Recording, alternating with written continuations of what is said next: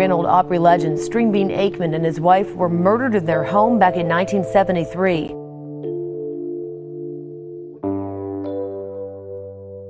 Before his passing, country legend Roy Clark opened up about one of the darkest nights in country music history, the shocking murder of his close friend and fellow performer, David Stringbean Akeman.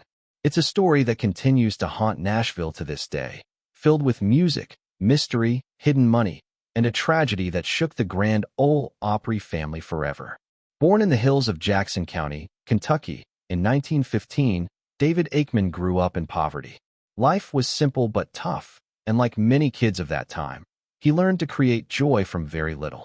Unable to afford a banjo, young David built his own from a shoebox, a stick, and some strings. That determination paid off. Soon, he traded 2 chickens for his very first real banjo, beginning a lifelong love affair with music.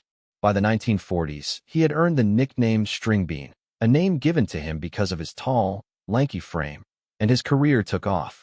Playing alongside Bill Monroe and later forming a famous comedy music act with Grandpa Jones, Stringbean became a beloved Opry star. With his oversized shirts, baggy pants, and suspenders, he not only made audiences laugh, but left them amazed with his banjo skills. Behind the spotlight, Stringbean lived a modest life with his wife, Estelle. The couple chose a small log cabin in Ridgetop, Tennessee, far from the flashy homes of other stars. But there was one thing about Stringbean that would prove dangerous: he never trusted banks. Haunted by memories of the Great Depression, he kept large amounts of cash hidden in his cabin. Rumors spread through town about the fortune tucked away behind walls, under floors, or even inside chimneys. On November 10, 1973, after performing at the Grand Ole Opry, Stringbean and Estelle returned home. What they didn't know was that 2 cousins, John and Marvin Brown, were waiting inside. Hoping to steal the rumored fortune, the Browns ambushed the couple. Stringbean was shot near the doorway, and Estelle was killed as she tried to escape. The killers ransacked the cabin, but found only a fraction of what they expected. The next morning, Grandpa Jones discovered the heartbreaking scene when he arrived for a planned hunting trip. The loss devastated Nashville. Fans and fellow musicians were left in shock that such a kind, humble couple could meet such a brutal end. Police eventually caught the Brown cousins, whose sudden spending after the murders raised suspicion.